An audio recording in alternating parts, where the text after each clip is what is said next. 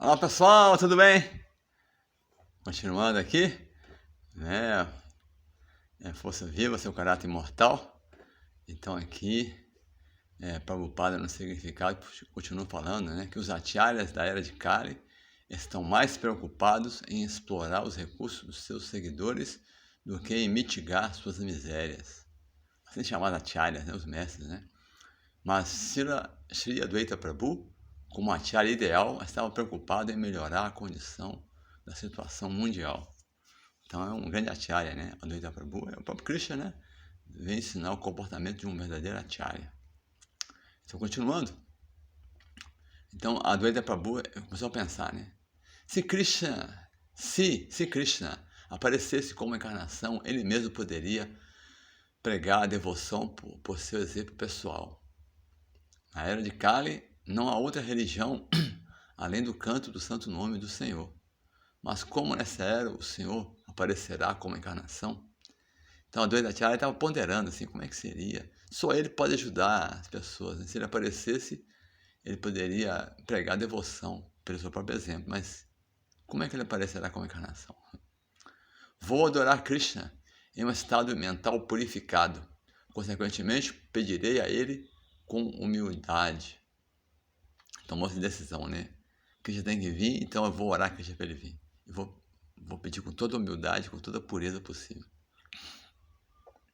Meu nome Advaita será apropriado se eu puder induzir Krishna a inaugurar o movimento do canto do santo nome, o movimento Sankirtana. Sankirtana é o movimento do canto congregacional dos nomes de Krishna. Né? Aí no significado, Prabhupada explica que o filósofo não dualista Mayavadi, que aceita, que acredita falsamente que não há diferença do Senhor, é incapaz de chamá-lo como Advaita Prabhu, Então, esses assim chamados, né, filósofos que falam que eles mesmos não são diferentes, são iguais a Deus, eles são incapazes de invocar Deus pessoalmente para vir, né? Na verdade, que eles são Deus, né? É viagem mesmo, né? Uma alma condicionada, infinitesimal, achar que é Deus. Agora, Advaita Acharya não, Advaita Acharya é a encarnação de Mahavishnu, imagina. Advaita Prabhu não é diferente do Senhor, mas em seu relacionamento com o Senhor, ele não se funde com ele, mas eternamente presta serviço a ele, como uma porção plenária. É uma porção plenária de Krishna, né? Mahavishnu. Então, assim como Chaitanya é Krishna, Advaita Prabhu é Mahavishnu. Isso é inconcebível para os Mayavadis, porque eles pensam em termos de percepção sensorial mundana e, portanto, pensam que o não dualismo exige a perda de uma identidade separada. Porque a palavra Advaita, quer dizer, não dual, né? Mas significa que ele é uma expansão de Krishna, mas ainda assim é individual. Por isso que a Tintya Beda Bedata é inconcebivelmente igual e diferente. Então, o Advaita Acharya, ele não é diferente de Krishna, mas ao mesmo tempo diferente. Isso os Mayavadis não entendem. Eles acham que quando... porque estão pensando materialmente, né? Então, para eles que não dualismo exige a perda da identidade separada. Fica claro nesse verso, entretanto, que Advaita Prabhu, embora retendo sua identidade separada, não é diferente do Senhor. Então, unidade na diferença e diferença na unidade.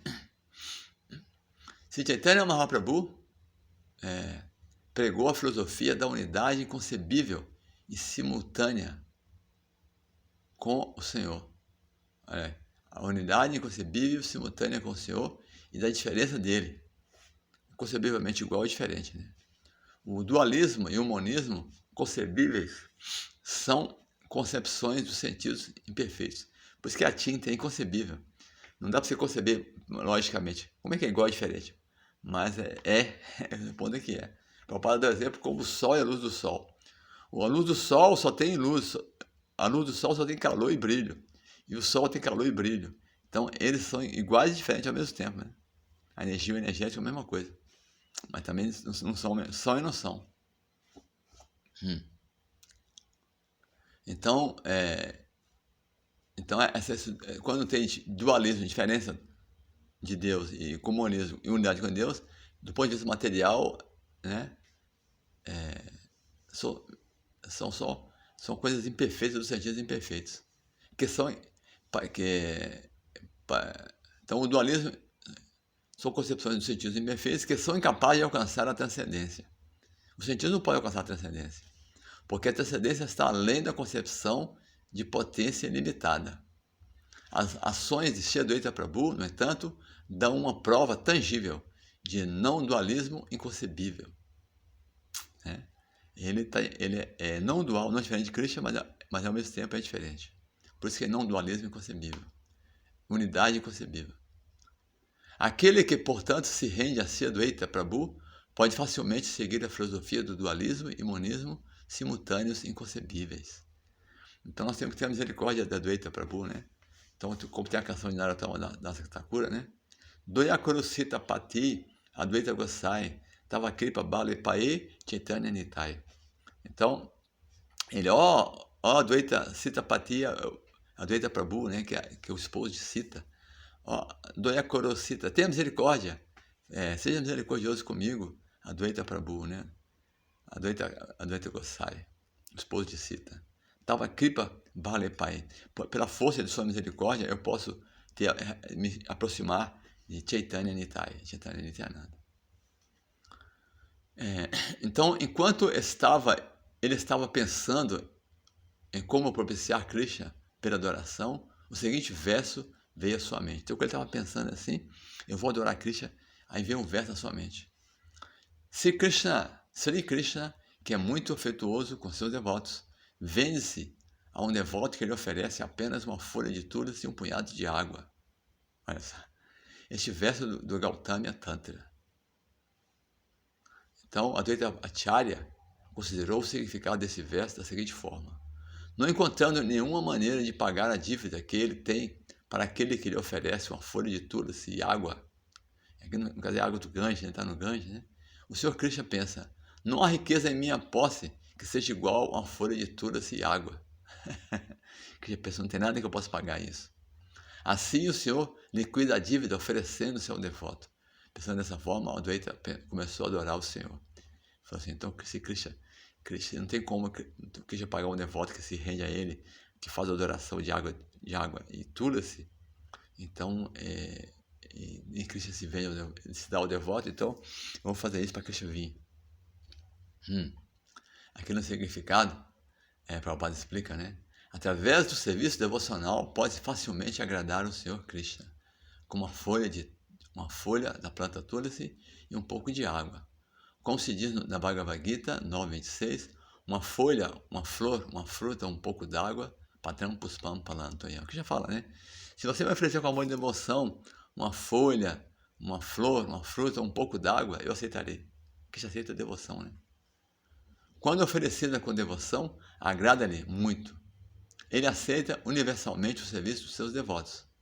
Mesmo o mais pobre dos devotos, em qualquer parte do mundo, pode obter uma pequena flor, fruta, ou folha, ou um pouco d'água.